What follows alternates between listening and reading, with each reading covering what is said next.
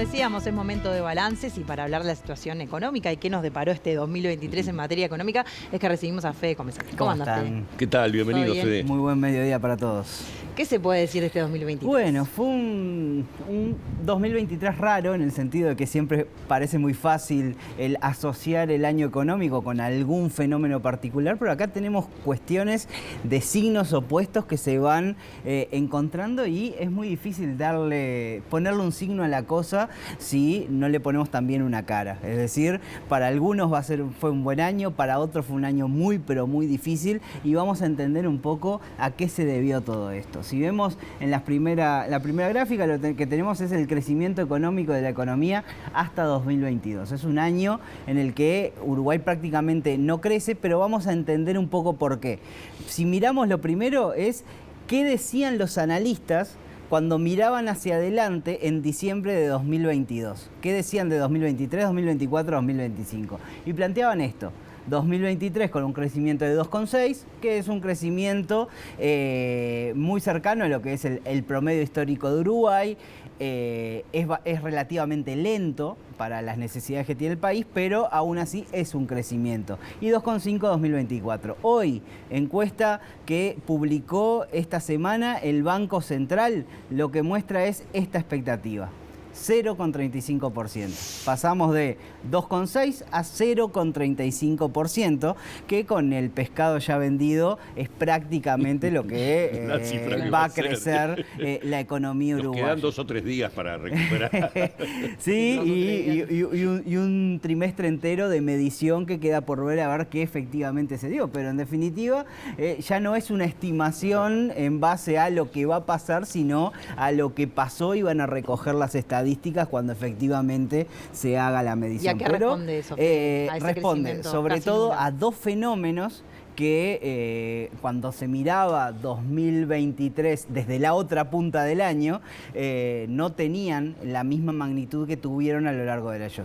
Uno de ellos fue la sequía, que pegó muy fuerte en el sector agrícola, pegó muy fuerte también en el sector logístico asociado al sector agrícola, y se llevó buena parte de ese crecimiento, pero también pegó la situación de Argentina, que fue un año que, si tenemos que caracterizarlo, fue un año en el cual Argentina fue más barato para los uruguayos.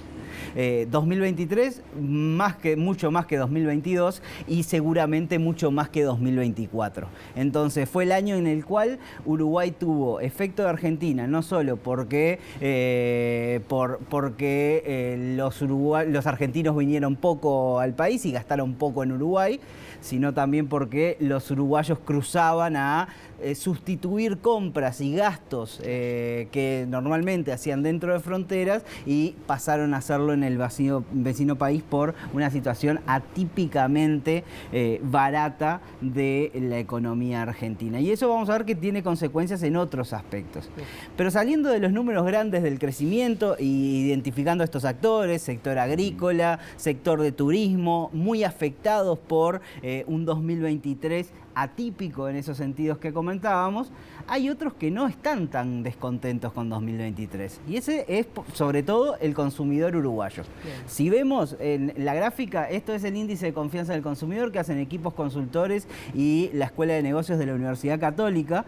Y si ven el indicador, está dividido en 4 franjas. La que nos va a interesar son las 2 franjas del medio. La de abajo, la amarilla, es una franja de moderado pesimismo. La de arriba, la verde clara, es de moderado optimismo.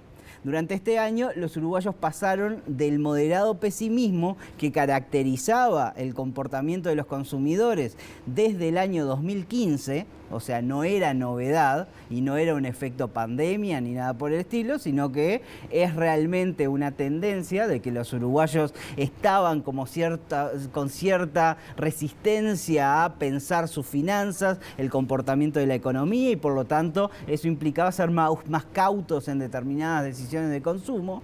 pasaron a un terreno de moderado optimismo. Lo cual implica mayor propensión a gastar, mayor seguridad. ¿Y qué les dio esa seguridad sobre todo? Bueno, cuando vamos a los indicadores hay uno que parece muy claro, que es el tipo de cambio. Cuando el tipo de cambio está relativamente estable o con cierta tendencia a la baja, el uruguayo lo asocia, muchas veces erróneamente, con que la cosa viene bien, no por ahí se relaja en algún gasto y la confianza aumenta. Pero acá hay dos indicadores de economía real que tienen mucho que ver en esto. Uno de ellos es el mercado laboral. Cuando vemos los datos de empleo, el empleo siguió creciendo. Acá vemos en rojo lo que fue la evolución histórica del empleo y en gris vemos las proyecciones. Para también el puchito que queda del año, 58,1% promedio 2023, que se esperan los analistas según la encuesta del Banco Central, pero es muy parecido al promedio hasta los datos que se conocen, que son los de noviembre, y que esperan que esto siga creciendo a un ritmo menor 2024-2025. Pero lo interesante es que cuando vemos lo que pasó en materia de empleo, tenemos que este año se alcanzan niveles que son superiores incluso a los de 2017, con lo cual no solo el empleo siguió creciendo cuando ya venía en una dinámica de crecimiento, no solo pasó los niveles prepandemia, sino que además logró compensar en parte una caída del empleo que se venía dando desde el año 2014. Con lo cual, sí, el mercado laboral implica que hay cierta seguridad adicional, la gente mira alrededor, no hay tanto problema de empleo quizás alrededor y eso hace que se sienta más segura. Pero también hay otro elemento, que fueron que los precios ya no subieron como antes. La inflación que se espera para el cierre del año es este 5% que ven acá. 6,4 y 6% para los próximos 2 años es la expectativa, muy por debajo de lo que ha sido el promedio de los últimos años, que está más cercano al 8% de inflación, y eso a lo que llevó es a que con una negociación salarial y con subas salariales ya pautadas de antemano, con escenarios de inflación más altos, hubo una recuperación significativa del salario real. Si lo vemos ya no como variación en porcentaje, que este año fue un 4% o va a terminar cercano al 4%, si lo vemos como el monto promedio en todo esto, vemos que se llegó a un nivel de 141 en el indicador de salario real, que de nuevo está por encima de lo que era el máximo anterior, que era de 2019. Es decir, la pérdida del salario real que se procesó en el año de la pandemia y el año siguiente a la pandemia, bueno, se logró revertir este año, que no va a ser algo que el gobierno va a poder mostrar mucho, porque en definitiva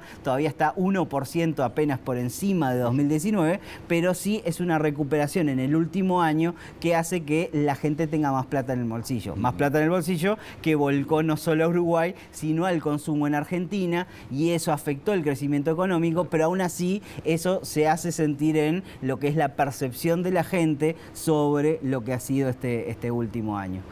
Una última dimensión del análisis sería el resultado fiscal. También fue un año de novedades en materia fiscal.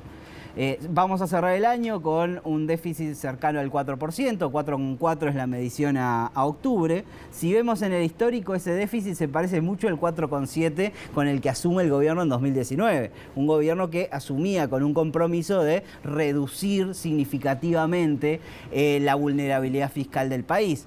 Bueno, este año tuvimos algunas cuestiones excepcionales, como fue el déficit hídrico, la sequía y el efecto sobre el campo, las medidas que impulsó el gobierno no solo para auxiliar al sector agrícola, sino también para el sector, sobre todo para comerciantes del litoral, pero también hay una tendencia del gobierno, y eso va en línea con un ciclo electoral, a ser bastante más permisivo en cuestiones del gasto.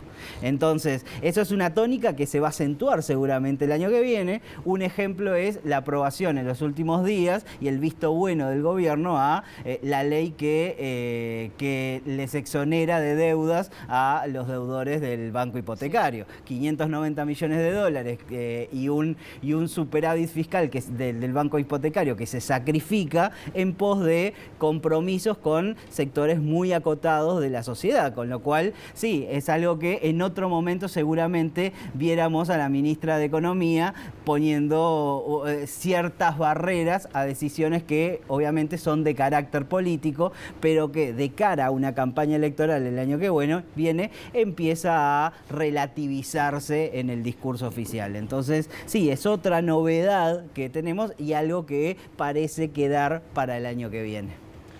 Bueno, muchísimas gracias, Fede. Un repaso sí. que, bueno, también nos hace ver esto cuando estamos pasando una situación como fue la de la sequía, por ejemplo, sí. o viendo la situación en Argentina, nos hace ver cuál es el daño que se genera, porque después los números cambian y cambian en algunos casos dramáticamente. Acá podríamos decir que hubo como una suerte de empate. Exactamente. Muy feliz comienzo de año y bueno, nos encontramos ya en 2024. Exacto, lo Te esperamos mejor. Que pase la semana lindo. que viene.